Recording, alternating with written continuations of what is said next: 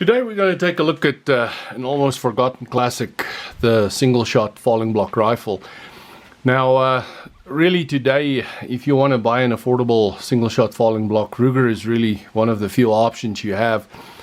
And it's interesting, I had a quick look at Guns International website, and there are Rugers available anywhere between $1,500 and $2,000 up to about $2,500 a rifle. Calibers range from 22 Hornet was the smallest one I could find, and then 450 400 Nitro was the biggest I could find. But I do know that Ruger has actually manufactured them up to 450 Nitro, and yeah, you know, when we look at this today, I'm going to limit the discussion on true vertical block rifles. So if you look at working this action, it's worked by this lever that actually pulls down the block, and then that block goes 100% vertical. So it comes down and then it goes back up again, and it'll cock the firing mechanism on going down, as well as ejecting the case. So a very simple mechanism. It has a couple of unique features that makes it, you know, I would say handy. Firstly is if you look at the total size of this action, that whole action is fit into less than 3 inches. So firstly, it makes the rifle naturally a little shorter. This is a 300 Holland & Holland, and it sports a 25-inch barrel. Nice accurate rifle, and you know, it gives a great balance and grace to the rifle. Secondly, with having, I mean, you can see the size of this block of steel here. It is a significant piece of metal. I'm going to just hook that up, and it makes for a pretty strong action as well. So it's not uncommon, if you look at some of these actions, that there's you know, up to caliber 5.77 Nitro Express made in falling block vertical moving actions. And as I said, you know, this is Ruger's rifle and Ruger's action. And what we're going to do is we'll look at the internet to find some more, because you know, there many makers actually made some of these and had different permutations, different patents filed. But it's something that is becoming rarer and rarer to find.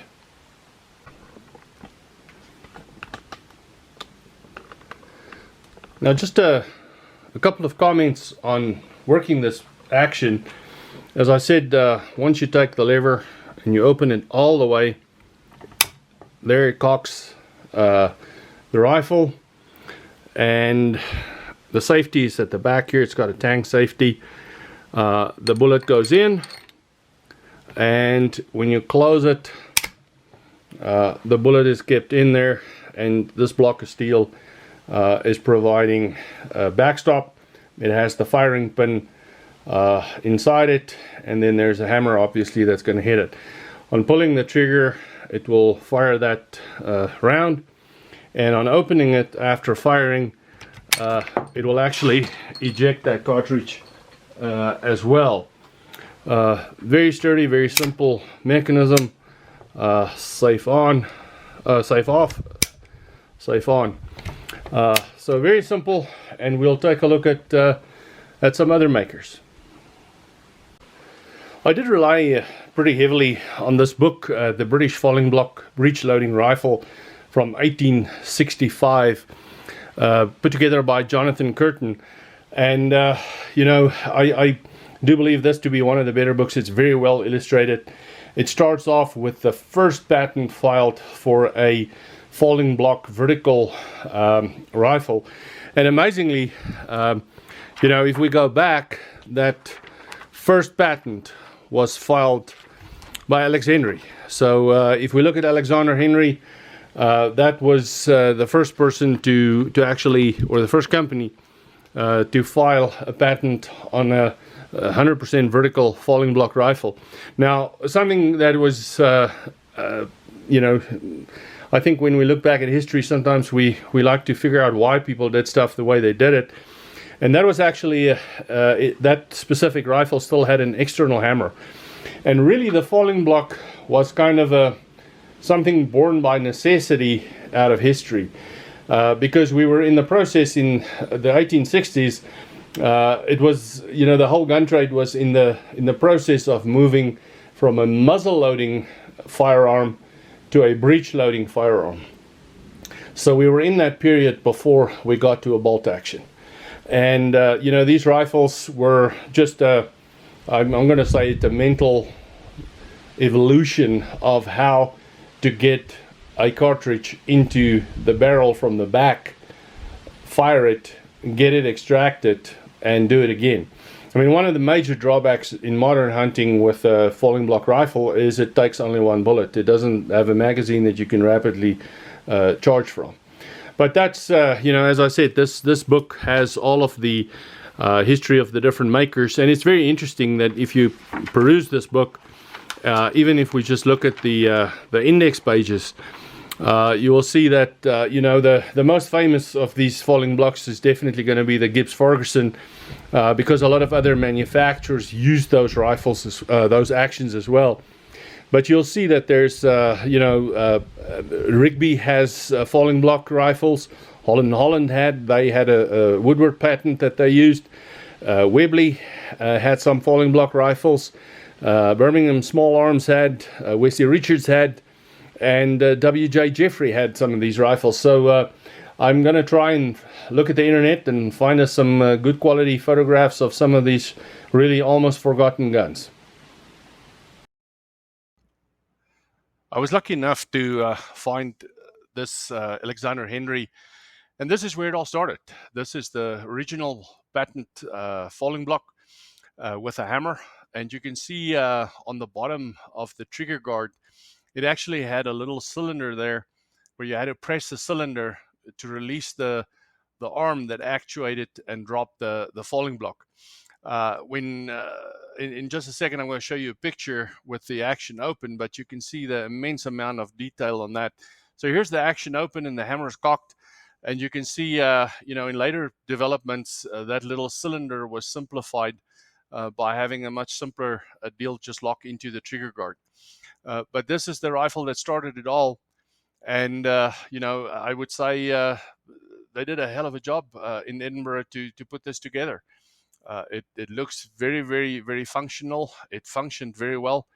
And if you look at the total package of the gun put together, I honestly do not know how they, in that period of our history, could really have improved on this design. Some of the most famous pictures depicting falling block rifles are actually of Selous.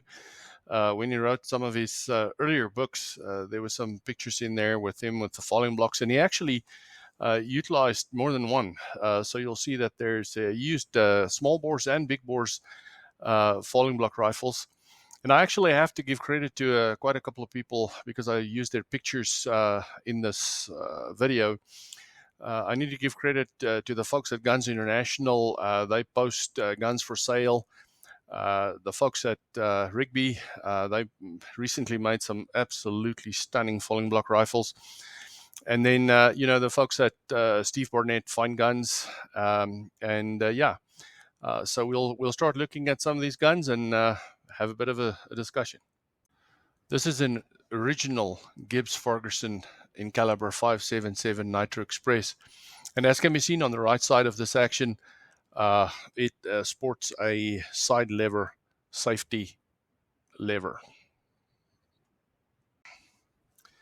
Now, as I said, Rigby recently introduced a couple of falling block rifles. They made a limited run of Ferguson rifles made on built around true Ferguson actions.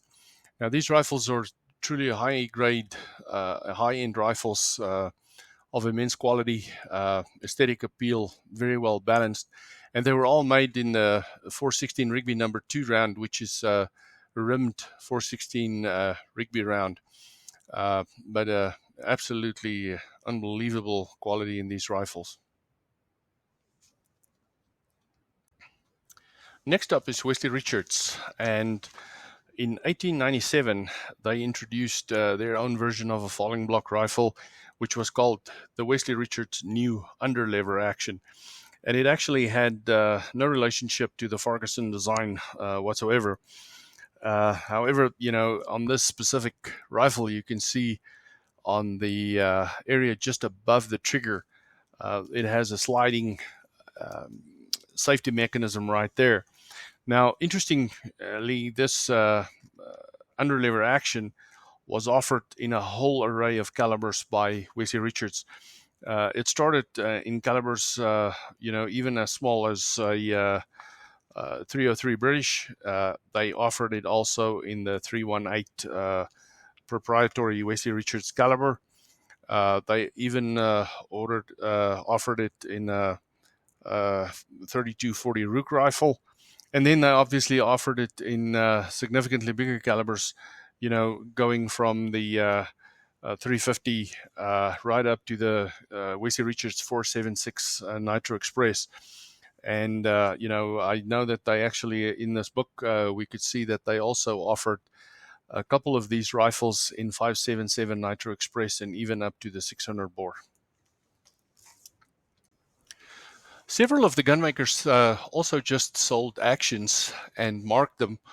And, then other makers could fashion a rifle on their action. And I have two examples here. The first one is a Stephen Grant rifle that was built, and Stephen Grant did not make that action.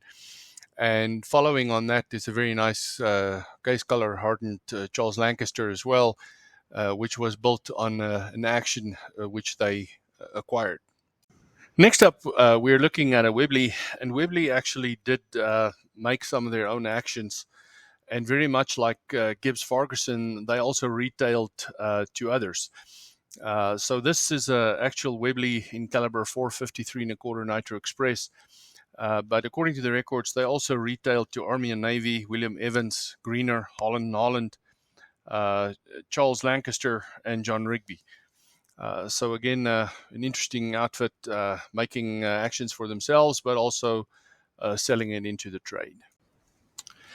I recently found this photograph of a Holland and Holland that was built on a Ruger #1 falling block. So it's a much more modern rifle, but again, very sleek lines, unbelievable wood, built on a much more modern falling block action. However, I think most of you would agree with me that if we go back and we look at the older years, I'm going to end off this video with a Gibbs Ferguson original rifle here. It is darn hard to beat the quality, the sleek lines, and just the grace of these firearms.